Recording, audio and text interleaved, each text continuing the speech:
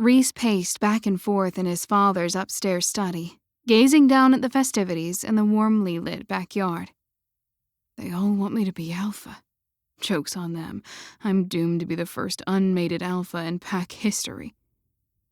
Reese was the oldest alpha bachelor his family had ever known, and he had never heard the end of it. The elders set up every ball, dance, gathering, and speed dating session possible, but it never yielded any results.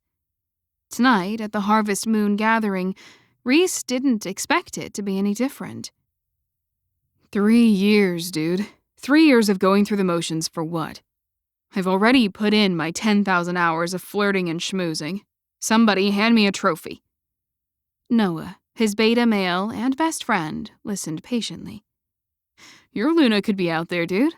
Look at me and Mara. You never know when it'll happen. If you find your Luna tonight, this'll all be over. No more parties, no more formalities, no more daily meetings with the elders. Just make the rounds and see if she's out there. Reese bent over, hands on his knees, and sighed. He glared at the 100-year-old floor. You and Mara are lucky, and you're perfect together. I'm not going to connect with some random chick at a mixer. Besides, my wolf is sharper than ever. I don't need to go around searching for her all night. I'll know if my Luna is here the moment I step outside. Noah made a fist in solidarity. Don't doubt you, man. No one does. We just need to get this done. Reese stood up, trying to put on a strong face. Sorry, man, you're right. I don't mean to slow us down. What else is on the agenda?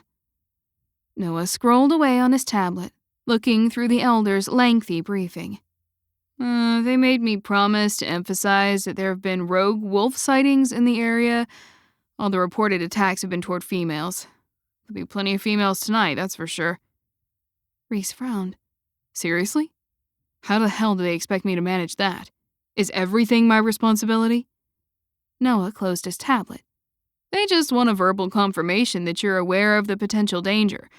Can I tell him you said you got the message? Reese laughed, revealing his massive fangs. We'll see if some loner wants to try me on my home turf. Are you stoked? You should be stoked. Look at that dress. Juniper chattered as she pulled her car into a long, gated driveway.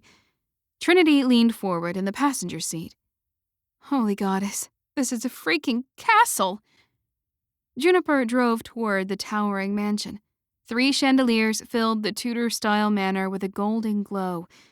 Each perfectly crafted window pane, stone wall, and decorative panel looked at once antique and perfectly intact. Gas lanterns lit the ground's sprawling pathways. Juniper parked her car in front of the stone fountain and was greeted by a white-gloved valet. Ladies, right this way. The best friends emerged from the car. Juniper swooned. Oh, this is so legit! As Trinity and Juniper approached the party, a bodyguard with a clipboard stopped them. May the goddess be with you. We're informing guests that there have been rogue wolf sightings in the area. We suggest you take caution. May I have your mating status?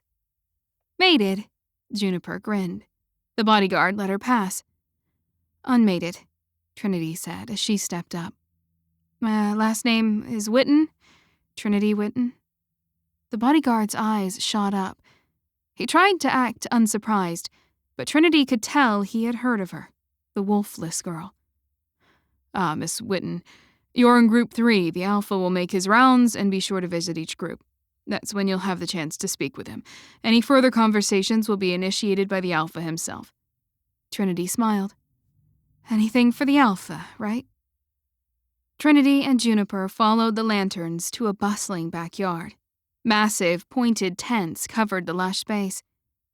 Eligible wolfesses clumped in groups, anxiously checking over their shoulders, while lone bachelors waited to make their moves.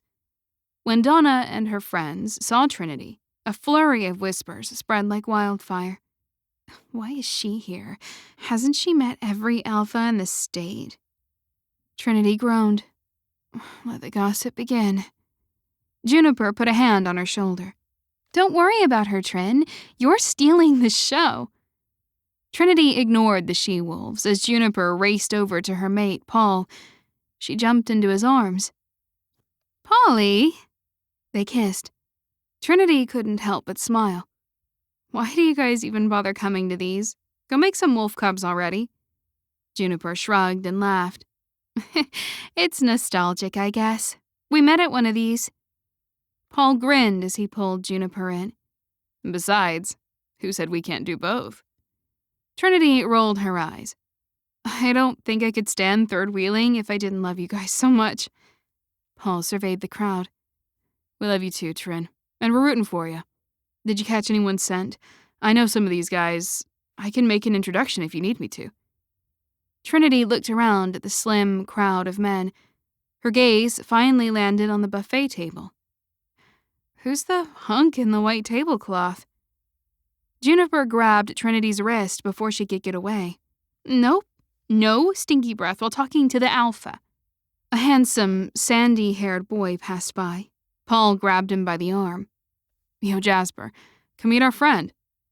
The slender, obnoxiously handsome wolf sauntered over and offered Trinity a handshake. Who's this? Why haven't we met?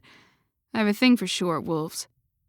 Trinity smirked. She'd been receiving that same backhanded compliment since her preteens, but had decided to make peace with it.